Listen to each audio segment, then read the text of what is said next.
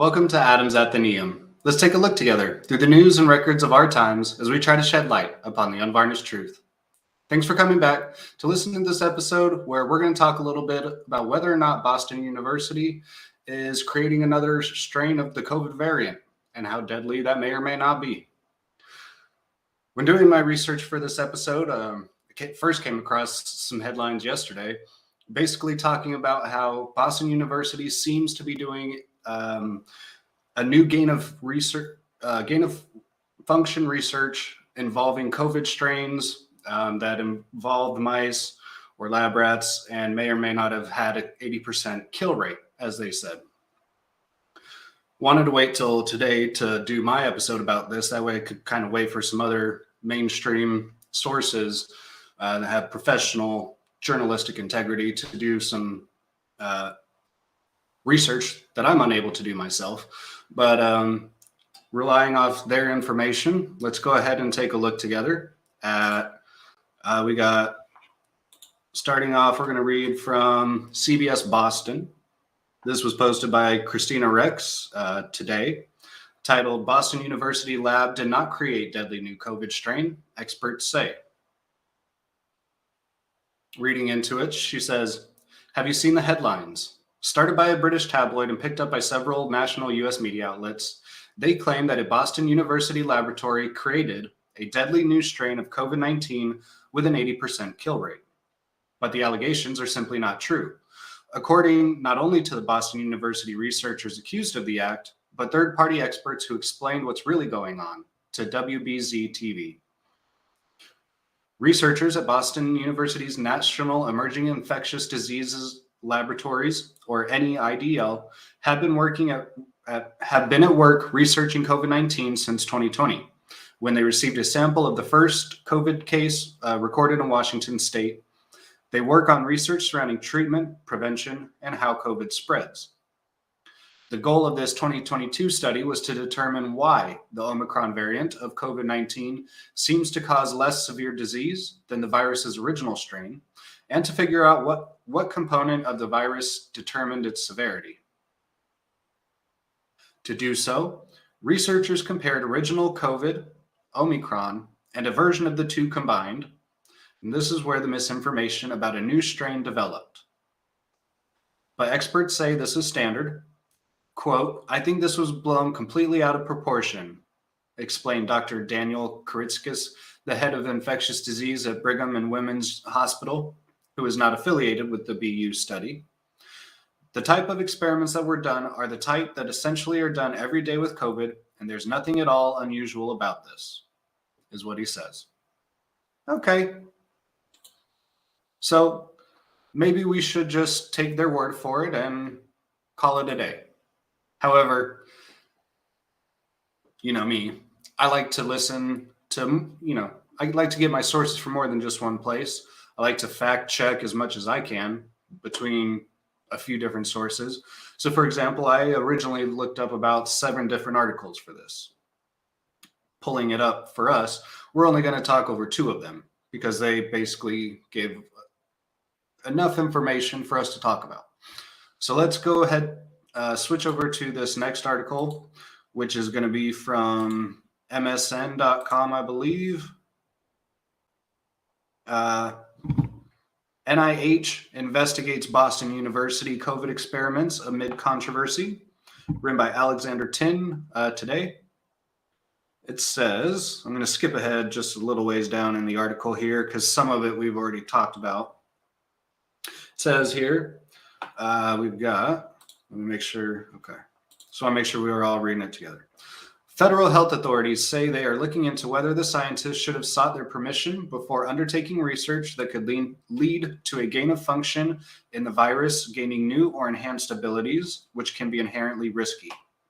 And locally, a spokesperson for the Boston Public Health Commission says it is now reviewing application materials from the study scientists to confirm that the research was conducted in conformity with protocols and that they were properly overseen.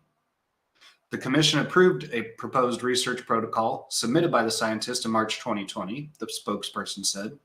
However, Boston University says its research followed all required regulatory obligations and protocols to safely experiment with the viruses. Before anything is done in the National Emerging Infectious Diseases Laboratories, it goes through multiple layers of careful safety review, and this is done through committees that are part of Boston University and also committees that are outside of, independent of Boston University. Robert Davey, a professor at Boston University's National Emerging Infectious Diseases Laboratories, said in a statement, "The scientists were studying what role the Omicron variant's highly mutated spike protein might play in its generally milder severity compared to previous waves. Mice were exposed to chimeric recombinant versions created by the scientists, which carried the Omicron's variant spike protein combined with the backbone of the original strain. Similar kinds of recombinant variants have evolved in the wild. Their findings were released Friday as a preprint that has yet to be peer-reviewed. The NIH's scrutiny was first reported by Stat News. Though NIH money was not directly sought for the experiments, the agency is probing whether it may have still been subject to their grants policy. The experiments may have also required clearance first by the federal government's rules governing experiments that could lead to a gain of function in the virus, the National Institute of Health said. This kind of research is supposed to be vetted by a group of experts convened by the federal government before it can be funded." So essentially what we can get from this second article is politics and bureaucracy are at play to essentially make sure all the paperwork and all the red tape and all the red lines were followed as far as doing this study. Now, many people, myself included, as of yesterday at least, had many real questions about this. Some are answered. Some seem to be up for interpretation. Now, mind you, I'm no COVID-19 expert. Don't take my advice as professional, expert, know-it-all advice that I know anything about COVID or what to do about it. Talk to your own doctor about it. However, since we're adults and we have freedom of speech, let's hypothetically converse amongst ourselves and see what we can reason with common sense. Okay. So they took the original strain of COVID and mixed it with the Omicron variant, which made a new strain that in the study killed 8 out of 10 lab rats or mice. I forget whichever it was. Killed 8 out of 10. They're saying that it is not as deadly because the original strain killed 100% of the mice. Now, we also need to take into account that these mice were not the most, I think it was mice, that they were not the most accurate mice to compare with humans, insofar as how a disease will interact with humans. So, do we know for sure that this disease is less deadly? It would seem, if you first had 10 out of 10, now you have 8 out of 10, it seems less deadly. But my question is, why are we doing experiments that are so close to gain of function? I mean, we're mixing the worst parts of a strain that we still don't fully understand or know how to treat, to the best of my understanding, with another really bad part of another strain that, as far as I know, we still don't completely know how to treat. We're mixing those two together to make a hypothetical strain that may exist in nature. So that way, supposedly, we know how to study it and then supposedly have a way to make vaccines and stuff for the future.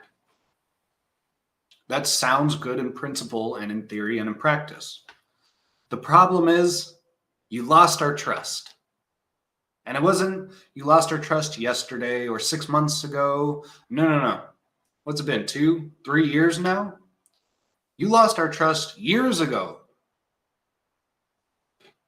And you lied to our face every single day for years about it. It's only now that information is coming out counteracting what was made practically law during COVID.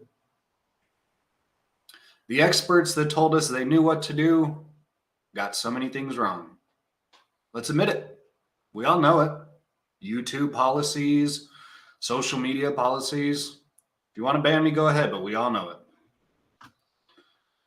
Because again, we're talking hypothetically. Please try to ban me. Again, I've already told you, I'm no expert on this. Hypothetically, Could this get released? Yes.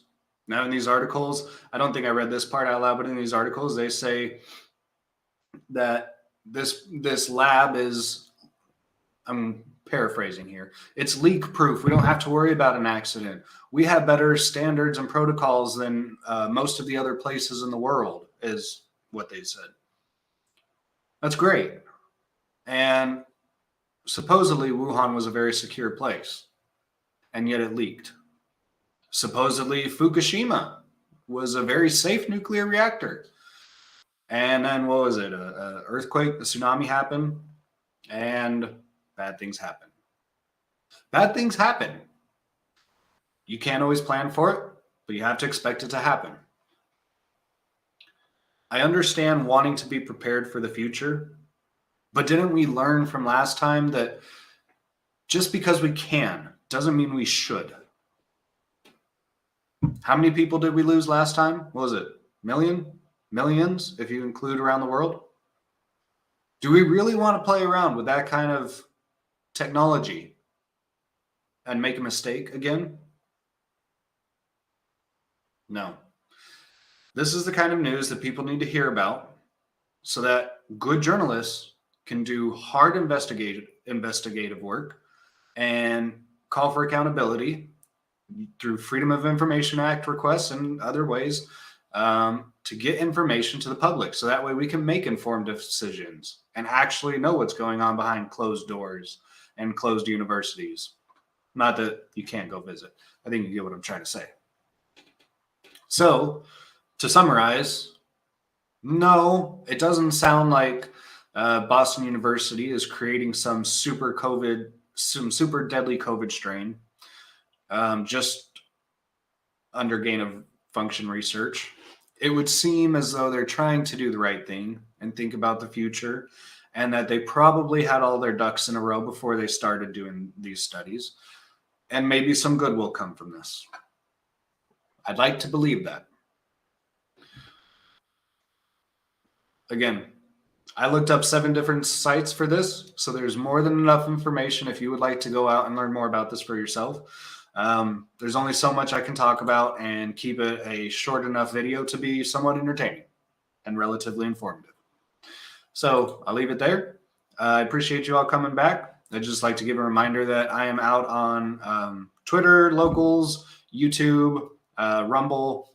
You can find me basically all these places at Adams Athenaeum.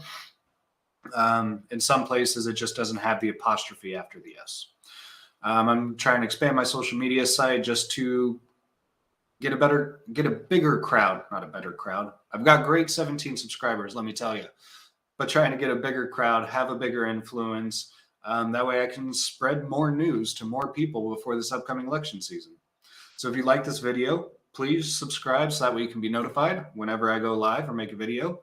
And if you think this video needs to be shared or that someone in your family needs to see it, please share this video with all of your friends and family. And again, I thank you all for coming back, and I will see you next time.